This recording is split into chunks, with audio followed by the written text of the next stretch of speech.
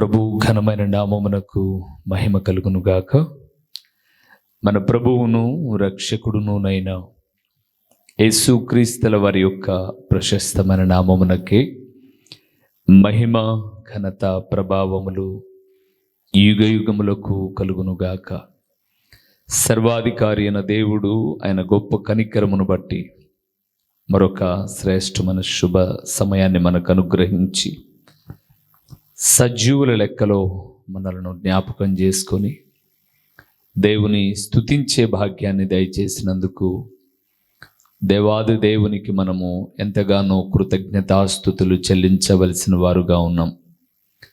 అదే సమయములో దేవుని వాక్యం వింటూ ఆత్మీయముగా బలపరచబడుతూ ఉన్న దేవుని ప్రియబిడ్డలైన మీ అందరికీ కూడా మన ప్రభువును రక్షకుడునునైనా యేసుక్రీస్తుల వారి యొక్క ప్రశస్తమైన నామములో ప్రత్యేకమైనటువంటి వందనములు తెలియచేయచ్చు ఉన్నాను.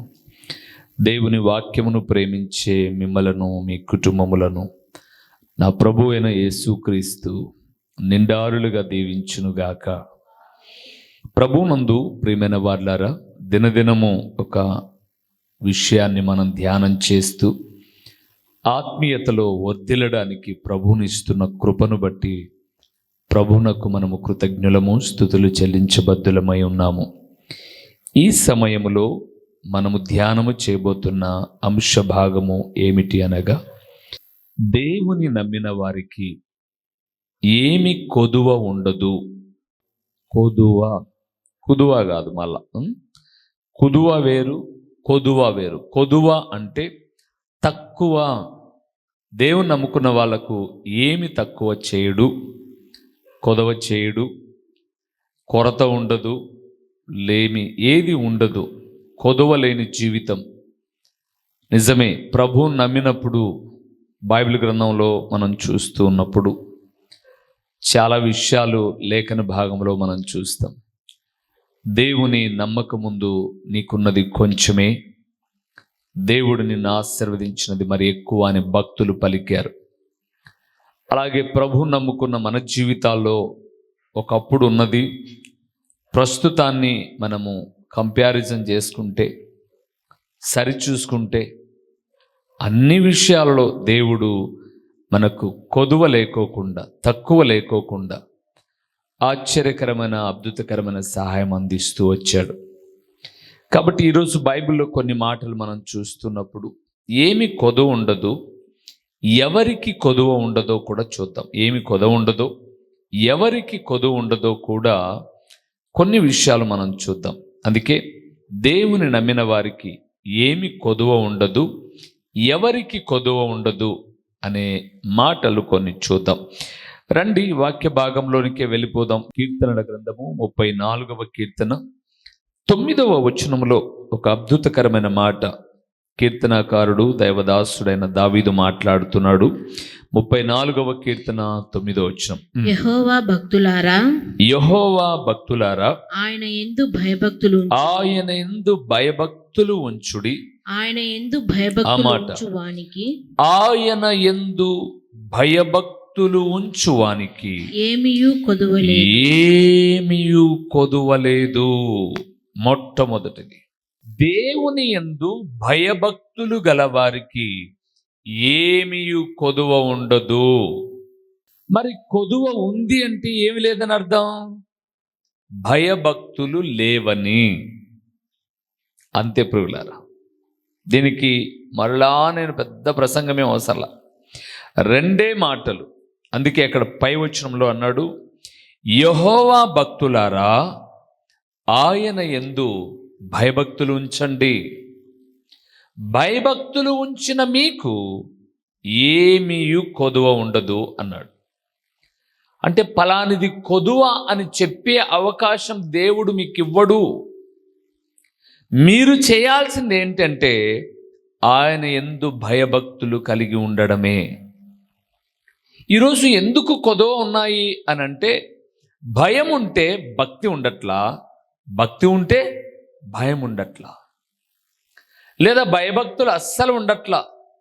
మందిరంలో ఉన్నంతసేపు ఏమైనా భయభక్తులు ఉంటారేమో, కానీ ఇంటికి వెళ్ళిపోయిన తర్వాత జీవిత విధానములో భయభక్తులు లేని జీవితం. దేవుడు అంతటా ఉన్నవాడు, మందిరములో మాత్రమే ఉన్నవాడు కాదు, దైవ సేవకులు ప్రసంగించే స్థలములో మాత్రమే ఉన్నవాడు కాదు, అంతటా ఉన్నవాడు. అందుకే మనం మందిరంలో ఉన్నట్లుగా ఇంట్లో ఉండం, ఇంట్లో ఉన్నట్లుగా మందిరంలో ఉండం. కానీ భయభక్తులు కలిగిన వారి జీవితంలో ఎక్కడైనా సరే భయాన్ని, భక్తిని దేవుని ఎడల కనపరుస్తారు. అంటే భయభక్తులు కలిగిన వారు ఏదైనా ఒక పొరపాటు చేయాల్సి వస్తే, ఏదైనా ఒక తప్పిదం జరగాల్సి వస్తే, ఇక్కడ కూడా ఆయన చూస్తూ ఉన్నాడు, ఎక్కడైనా ఆయన చూసేవాడుగా ఉన్నాడు అన్న భయభక్తి ఎవరికైతే ఉంటుందో ఏమి కొదువు ఉండదంటే ఏమీ కొదువు ఉండదట. అది ఏదైనా సరే ప్రభువా అని అడుగుతూ ఉన్నప్పుడు కొదవ లేకుండా సహాయం చేసేవాడు.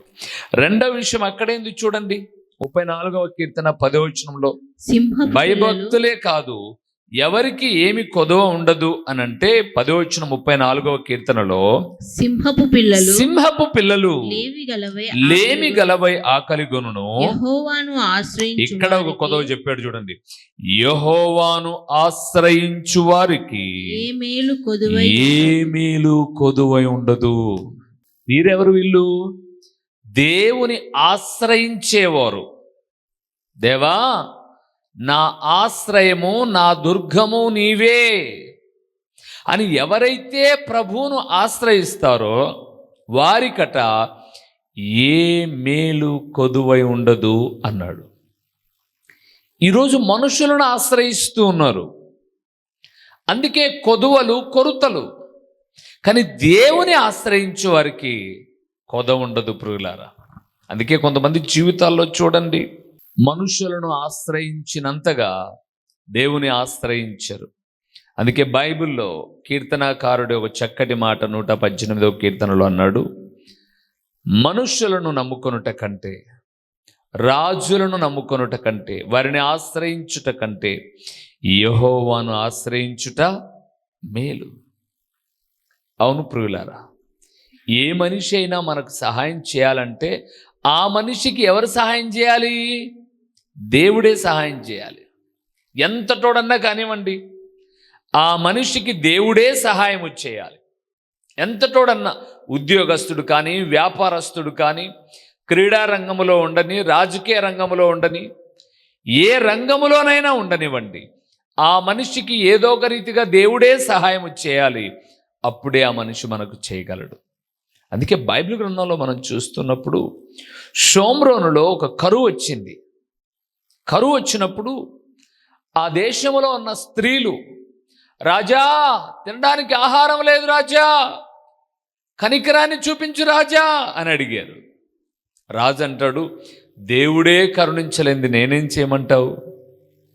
దేవుడు కరుణిస్తే కదా నేను ఇచ్చేది, కాబట్టి ఆయన ఇవ్వంది నేను ఎక్కడి నుంచి ఇవ్వగలను అని ఆ ప్రాకారం మీద తిరుగుతున్న రాజు మాట్లాడతాడు. ఈరోజు ఈ మాట వింటున్న దేవుని కుమారుడా, నీకేదో ఒక కొదువ, కొరత, తక్కువ ఉండవచ్చు. ఆ కొరతను, కొదువను, తక్కువను తీర్చుకోవాలి అంటే మొదటిది దేవుని యందు భయభక్తులు కలిగి ఉండు, రెండవది దేవుని ఆశ్రయించు. అందుకే అక్కడ రాయబడింది, యెహోవాను ఆశ్రయించు వారికి ఏ మేలు కొదువై ఉండదు. దేవుని బిడలారా, ఈరోజు కొదవకు కారణం దేవుని ఆశ్రయించకపోవడమే. దేవుని ఆశ్రయించకపోవడమే. అందుకే దేవుడు అంటున్నాడు, కీర్తనాకారుడైన భక్తుడు అంటున్నాడు, నేను ఆయన్ని ఆశ్రయించి మేలు పొందుకున్నాను. గొర్రెలు కాసుకునేవాడినండి నేను, మహారాజునే ఎలాగైనా తెలుసా? ఆయనను ఆశ్రయించుట ద్వారా. అన్నలకు రొట్టెలు తీసుకువెళ్ళిన నేను ఆ దేశానికి సైన్యాధిపతిని ఎలాగయ్యాను? ఆయనను ఆశ్రయించుట ద్వారా. కొరత కలిగిన నా జీవితములో కొదవలేని జీవితముగా మార్చింది ఆయనే. కాబట్టి ఆయనను ఆశ్రయించు వారికి ఏ మేలు కొదువై ఉండదు. మూడవది ఏమి కొదువై ఉండదో చూద్దామా? రండి, యాకోబు రాసిన పత్రికకి వెళ్దాం. నూతన నిబంధనలోనికి వద్దాం. యాకోబు రాసిన పత్రిక 1వ అధ్యాయము 4వ వచనాన్ని మనం చూస్తూ ఉన్నాం. మీరు సంపూర్ణులను అనునాంగులను. చూసారా? ఏ విషయములోనైనను కొదువలేని వారునై కొదువలేని వారునై ఉండునట్లు ఓర్పు తన క్రియను కొనసాగింపనీయుడి. చాలు ప్రియులారా, ఏ విషయంలోనైనా కొదవ లేకుండా ఉండాలి అంటే మొదటిది దేవుడు అంటే భయభక్తులు కలిగి ఉండాలి, రెండవది దేవుని ఆశ్రయించాలి, మూడవది ఓర్పు కలిగి ఉండాలి. ఏం కలిగి ఉండాలి? ఓర్పు కలిగి ఉండాలి. కొంత ఓర్చుకోవాలి. వెంటనే అన్ని కావాలని ఇన్స్టెంట్ లెవెల్లోనికి వచ్చేసారు. ఇప్పుడు ఏదైనా కానీ కొంత సమయం పడుతుంది. అమ్మ బియ్యాన్ని కడిగి అవి కుక్కర్లో పెట్టినా లేకపోతే గ్యాస్ స్టవ్ మీద పెట్టినా కొంత టైం పడుతుంది. బియ్యం కడగగానే నాకు అన్నం కావాలి అంటే అవ్వదు. ఈమె గర్భవతి అని తెలియగానే కానుపు కావాలంటే జరగదు. తల్లి చేస్తుంది, బిడ్డ చేస్తుంది. అలాగే ఆహారం పొయ్యి మీద పెట్టగానే కావాలి అంటే నువ్వు కడుపు నొప్పి తెచ్చుకొని అనారోగ్య పాలవుతావు. ఏదైనా కావాలి అన్నప్పుడు కొంత ఓర్పు అవసరం. ఈరోజు చాలా కుటుంబాలలో కొదువలకు కొరతలకు ఓర్పు లేకపోవడమే తొందరపాటు అండి. భలే తొందరపాటు. వెనువెంట ఇలాగంటే అలాగ అయిపోవాలన్న ఆలోచన. నో, ఎవరైతే ఓర్పు కలిగి ఉంటారో వారికి కొదువ ఉండదు. ప్రియులారా, దావీదు మహారాజు కావడానికి అభిషేకించిన తర్వాత ఎన్ని రోజులు ఓర్చుకున్నాడు? యోసేపు ఒక ఉన్నతమైన స్థితికి రావడానికి ఎన్ని సంవత్సరాలు ఓర్చుకున్నాడు? దేవుని బిడ్డలమైనటువంటి మన జీవితాల్లో ఓర్పు ఉంటే కొదువ ఉండదు. ఈరోజు బైబిల్ పట్టుకోగానే రేపు ప్రసంగం చేయాలనే తపన కొంతమందికి, ఇప్పుడు పాట నేర్చుకుంటే రేపు పాడాలనే తపన కొంతమందికి. బైబిల్ గ్రంథం సెలవిస్తుంది, ఆయన మిమ్మల్ని హెచ్చించు వరకు ఆయన బలిష్టమైన చేతు కింద దీన మనస్కులై ఉండండి. ఓర్పు తన క్రియను జరిగించేంత వరకు కొంచెం ఓపిక కలిగి ఉండండి. ఓర్పు. మన పిల్లలు ఇప్పుడు పాఠశాలలో చేరతానే వెంటనే ఇంజనీర్లు, డాక్టర్లు కారు. టైం పట్టుద్ది. దాని కొరకు మనం కూడా ఓర్చుకోవాలి. ఓపికతో ఎదురు చూస్తే కలిగే ఆశీర్వాదాలు చాలా గొప్ప ప్రియులారా. అందుకే దేవుడు అన్నాడు, ఓర్పు గల వారికి కొదువ ఉండదు. కొదువ ఉండదు. దేవునిందు భయభక్తులు గల వారికి కొదువ ఉండదు. దేవుని ఆశ్రయించే వారికి కొదువ ఉండదు. ఓర్పు గల వారికి కొదువ ఉండదు. ఇంకా చాలా ప్రాముఖ్యమైన విషయం ఏంటో తెలుసు. ఫిలిప్పీయులకు రాసిన పత్రిక 4వ అధ్యాయము 11వ వచనాన్ని చూద్దాం. 11వ వచనంలో ఒక అద్భుతకరమైన మాట పౌలు మాట్లాడుతున్నాడు చెరసాల్లో నుంచి. నాకు కొదువ కలిగినందున నేనిలాగు చెప్పుటలేదు. నేను ఏ స్థితిలో ఉన్నను ఆ స్థితిలో సంతృప్తి కలిగి ఉండ నేర్చుకొని ఉన్నాను. చాలు ప్రియులారా. 4వదండి, ఎవరికి కొదువ ఉండదు అంటే సంతృప్తి కలిగిన వారికి కొదువ ఉండదు. సంతృప్తి కలిగిన వారికి కొదువ ఉండదు. కొంతమందికి ఏమి ఉన్నా తృప్తిలా ఎప్పుడు ప్రక్కనోళ్ళనే చూస్తూ ఉంటారు. అందుకే వాళ్ళకి ఎప్పుడు కొదవగా కనపడతానే ఉంటుంది. కానీ దేవుని బిడ్డలమైన మన జీవితాల్లో మనకు దయచేసిన ఈవులను బట్టి సంతృప్తి. అందుకే అక్కడ అంటాడు, నేను ఏ స్థితిలో ఉన్నా సరే ఆ స్థితిలో నేనేం నేర్చుకున్నా? సంతృప్తి నేర్చుకున్నా. ఇక మీరు తర్వాత 12వ వచనానికి వెళ్తే అంటాడు, నేను సంపన్న స్థితిలో ఉండడము తెలుసు నాకు, దీన స్థితిలో ఉండడము తెలుసు నాకు, ఆకలిగొనుండుట తెలుసు నాకు, సమృద్ధి కలిగి ఉండుట తెలుసు నాకు, లేమిలో ఉండుట కూడా నాకు తెలుసు. అవును ప్రియులారా, ఈరోజు ఒక్కసారిగా మన కుటుంబంలోనికి ఫర్నిచరు, మనకు మంచి డ్రెస్సులు, మనకు మంచి భోజనం, ఇవన్నీ ఒక్కసారిగా వచ్చినవి కాదు. దేవుడు అక్రమంగా ఇచ్చినవి,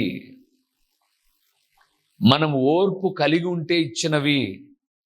ఇప్పుడు కలిగిన వాటిని బట్టి కూడా మనం సంతృప్తి కలిగి ఉండాలి.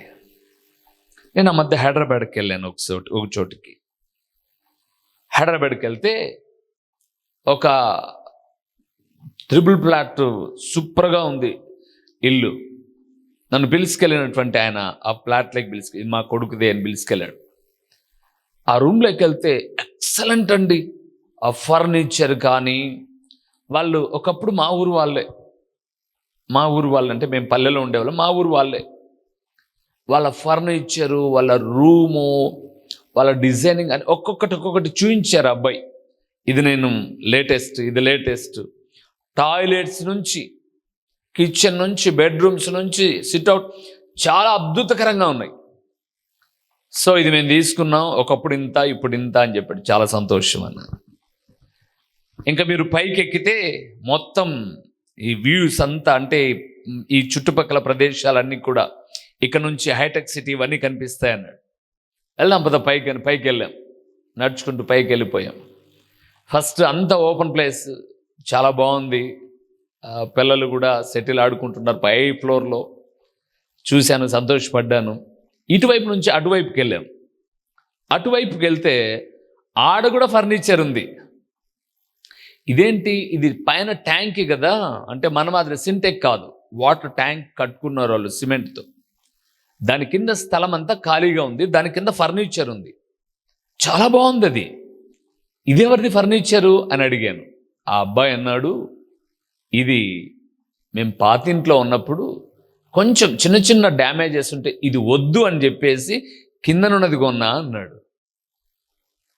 నేను అనుకున్నాను, నేను ఈ ఊర్లో ఉంటే అది ఇప్పించేసుకొని రిపేర్ చేయించుకున్నాను. ఈ మధ్య వాళ్ళ నాన్నతో మాట్లాడాను నేను రీసెంట్గా. ఆయన అన్నాడు, ఒక 20,000 ఖర్చు పెట్టాను రూబెన్ నేను దానికి. అది ఇప్పుడు దగ్గర 80,000 ఫర్నిచర్ మాదిరి క్లాస్గా అయింది అన్నాడు. అఫ్కోర్స్ నేను అప్పుడు చూసినప్పుడే అది క్లాస్గా ఉంది. ఇంకైనా చిన్న రిపేర్లు చేశాడంట, అది క్లాస్గా ఉంది. ఇప్పుడు పులివెందులో ఇల్లు కొనుక్కున్నారు వాళ్ళు హైదరాబాద్లో ఉంటూ. ఆ ఇంటికి మేము వెళ్ళినప్పుడు చిన్న చైర్లు వేశారు, అక్కడ వేస్తే ఎట్లుంటుంది అన్నాడు. సూపర్గా ఉంటుంది సార్, తెచ్చేసుకోండి అని అన్నాను. అంటే వాళ్ళకి దీన్నే ఒక 20,000 పెడితే చేసుకోవచ్చు, కానీ 20,000 పెట్టకోకుండా 1,00,000 చిల్లర పెట్టేసి దాన్ని అదనంగా వేరే తెచ్చి పెట్టేసుకున్నారు. అంటే వాళ్ళకి ఏం లేదు, సంతృప్తి లేదు. మా ఇంట్లో కూడా ఫర్నిచర్ తీసుకున్నాం. ఎప్పుడో తీసుకున్నప్పుడు ఒక 18,000 రూపాయలు. అది కూర్చోంగా ముసలిలో కుక్కి మంచి మాదిరి అయిపోయింది. అప్పుడు తీసి పడేయాలనా? నేను ఒక ఫర్నిచర్ అతన్ని పిలుచుకొచ్చాను. దీన్ని మరలా నీట్గా ఇచ్చేయడానికి ఎంత అవుతుంది అన్నాడు. సరే ఒక 7,000 ఇవ్వండి, ఫస్ట్ క్లాస్గా చేస్తాను అన్నాడు. లేదులే ఒక 6,000 ఇస్తాను అన్నాను. ఓకే సార్ అని ఆటోలో వేసుకుని వెళ్ళిపోయాడు. తీసుకొచ్చాడండి, ముందు కన్నా బాగుంది అది. ఇప్పుడు అది వద్దు అని బయట పడేసామనుకోండి, ఆ రోజు 17,000 24,000 కరెక్ట్గా గుర్తులేదు. ఇప్పుడు మళ్ళీ ఎంత కావాలి? మళ్ళీ ఒక 30,000. అంటే మనిషి సంతృప్తి ఉండట్లా, లగ్జరీస్ను కోరుకొని సొమ్మును ఏం చేస్తున్నాడు? తగలేస్తున్నారు. ఇంట్లో ఒక కుక్కరో ఒక నిక్కరో ఉంటుంది, ఒక మిక్సీనో ఉంటుంది. దానికి ఒక 500 పెడితే రిపేర్ అవుతుంది. అమ్మ రిపేర్కి ఇష్టపడదు. ఏమంటారు మీరే ఏమంటారు? ఇది వద్దు, ఇది శబ్దం వస్తుంది అంటే నెక్స్ట్ వచ్చే మిక్సీ ఏమన్నా శబ్దం రాకోకుండా, అస్సలు శబ్దమే రాకుండా అంటదా? అది కూడా శబ్దమే. మనం ఏమి నేర్చుకోవాలంటే, ప్రభువా ఇది లేనప్పుడు చెయ్యంతా నొచ్చేటట్టుగా డగడగ రోట్లేసి దంచుకున్నా, నువ్వు ఎంత గొప్ప దేవుడు అంటే తండ్రి, అట్ట తిప్పగానే రుయ్యి అని నిమిషానికి అవుతుంది. ఇది కొన్నప్పుడు 3,000, రిపేర్ చేసుకుంటే 1,000 రూపాయలు. ఈ సంతృప్తి చాలు ప్రభువా. ఈరోజు వరకు పరిచర్యలో సంతృప్తి కలిగి ఉన్నాం కాబట్టి, ఇరుగును చూసి పొరుగు ఏం పెట్టుకుంటారంట? వాతలు పెట్టుకుంటారంట. పులిని చూసి నక్క వాతలు పెట్టుకుంటే వాతలే మిగులుతాయి, కానీ నక్క ఎప్పుడు పులి కాదు. దేవుని బిడలారా, సంతృప్తి ఉన్నవారికి కొదువ ఉండదండి. సంతృప్తి ఉన్న వారికి కొదువ ఉండదు. అందుకే మన జీవితంలో సంతృప్తి, అక్కడ చాలా మంచి మాట్లాడినాడు, నేను ఆకలిగా నుండుట అన్నీ నాకు తెలుసు. నిజమే ప్రియులారా, ఒకప్పుడు ఆహారం లేని జీవితం అండి సేవలో. ఎవరు పిలుస్తారా భోజనానికి, ఈ పూట తింటే గడిచిపోతుంది అని ఎదురు చూసిన రోజులు. ఈరోజు అనేక మంది ఆ రూట్లో వెళ్తున్నామంటే, అన్న ఒక్క నిమిషం ఇంటికి వచ్చి భోంచేసి వెళ్ళండి అని ప్రతి ప్రయాణాల్లో. ఒకప్పుడు ఊర్లో ఉన్నా కూడా టిఫిన్ తినని పిలిచిన వాళ్ళు లేరు. అన్నిటిలో కూడా నేర్చుకొని సంతృప్తి కలిగి ఉన్నటువంటి వారికి ఏముండదు, కొదువ ఉండదు. ఇంకా ఏం కొదువ ఉండదో చూద్దామా? అక్కడే చూడండి, యాకోబు రాసిన పత్రిక 1వ అధ్యాయము 5వ వచనం. మీలో ఎవనికైనను జ్ఞానము కొదువుగా ఉన్న ఎడల అతడు దేవుని అడగవలెను. అప్పుడు అది అతనికి అనుగ్రహింపబడును. ఆయన ఎవరిని గద్దింపక అందరికీ ధారాళముగా దయచేయువాడు. చాలు ప్రియులారా, 5వదండి, ప్రార్థించే వారికి కొదువ ఉండదండి. ఇది చాలా ప్రాముఖ్యమైన విషయం. ఈ వాక్యాన్ని ఎంతమంది పోగొట్టుకుంటారో అది వాళ్ళ కర్మ. కానీ ప్రార్థించే వారికి కొదువ ఉండదండి. అక్కడ అన్నాడు, జ్ఞానం కొదువగా ఉందా, ప్రార్థన చేయి, తండ్రిని అడుగు, ఆయన ధారాళముగా దయచేవాడు. ప్రభునందు ప్రియులారా, ఎవరి జీవితంలో అయితే దేవునితో మాట్లాడే అనుభవం ఉంటుందో, ప్రార్థనా జీవితం ఉంటుందో, వారికి ఏముండదట, కొదువ ఉండదు. ఈరోజు కొదవల కారణం ఏంటో తెలుసా? ప్రార్థన లేకపోవడమే. అందుకే చూడండి, జీవితాల్లో ఎదుగుదల లేదు. భార్య కష్టపడతాడు, భర్త కష్టపడతాడు, పిల్లలు కష్టపడతారు, అందరు తింటారు, లాస్ట్ కుక్క బతుకు ఎదురు చూస్తాంటారట. ఎందుకు? అందరు కష్టపడతారు కానీ అందరిలో కనీసం ఒకరిద్దరికి కూడా ఏమి లేదు, ప్రార్థన లేదు. ప్రార్థన లేని జీవితాలండి ఎంతన్నా సంపాదించు, మిగలనే మిగలదు. కొరతే కొరతే కొరతే కొరతే కొరతే కొరతే. ఇంకా ఎవరికి కొద ఉండదు. అక్కడ ఇంకో మాట చూస్తారు, చాలా మంచి మాట. అపోస్తుల కార్యములు 4వ అధ్యాయము 35వ వచనాన్ని చూడండి. అద్భుతకరమైన మాట అండి. అపోస్తుల కార్యములు 4వ అధ్యాయము 35వ వచనము. వారు ప్రతి వానికి వాని అక్కర కొలది పంచి పెట్టిరి గనుక వారిలో ఎవనికి కొదువ లేకపోయెను. చాలా ప్రియులారా, ఎవరికి కొదువ ఉండదో తెలుసా? పంచి పెట్టే వాళ్ళకు కొదువ ఉండదండి. పంచి పెట్టాలి. మన దగ్గర ఉందా? గుప్పిలి విప్పండి. అందుకే బైబిల్ చెప్పింది, వెదజల్లి ఏమవుతారంట, అభివృద్ధి పొందువారు కలరు అన్నాడు. మిగిలించుకుంటే కొదవ కాదు, పంచి పెడుతూ ఉంటే, దేవుని పిల్లలుగా మనం ఇస్తూ ఉంటే. నేను ఎప్పుడు ఒక సూత్రాన్ని బాగా నమ్ముతానండి. నా పర్సు ఫుల్గా ఉండాలని నిజంగా నేను అనుకోను. ఎందుకో తెలుసా?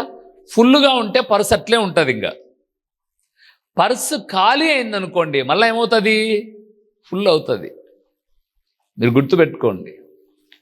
అందుకే మనం ఖాళీ చేసుకోవాలి. బిందెలో నీళ్ళు అయిపోతేనే ఫ్రెష్ వాటర్ తెచ్చుకోగలం మనం. లేదు అలాగే వారం 10 రోజులైనా పెట్టుకుంటా నేను అట్లే.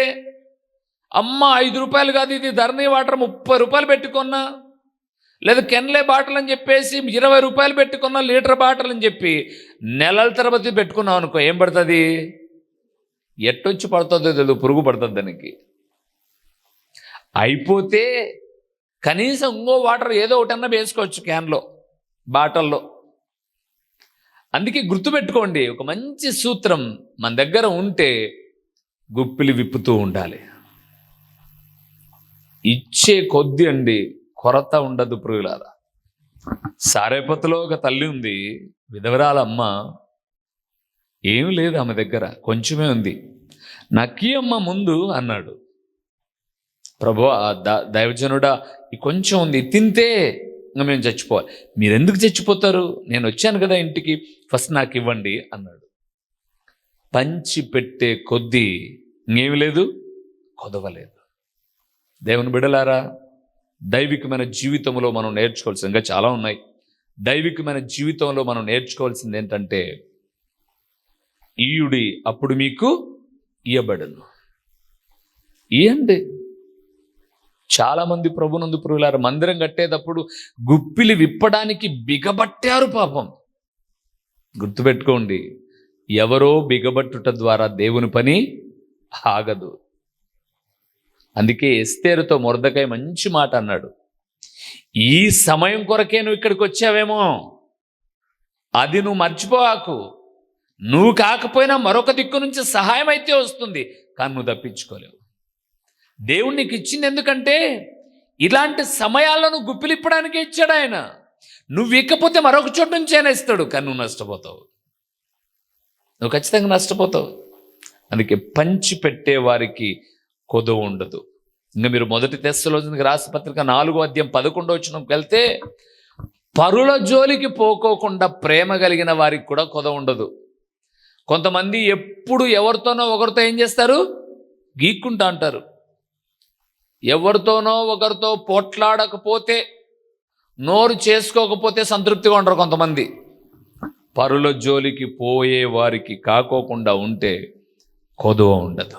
చాలా విషయాలు. భయభక్తులు కలిగి ఉంటే దేవుడు అంటే కొదవ ఉండదు.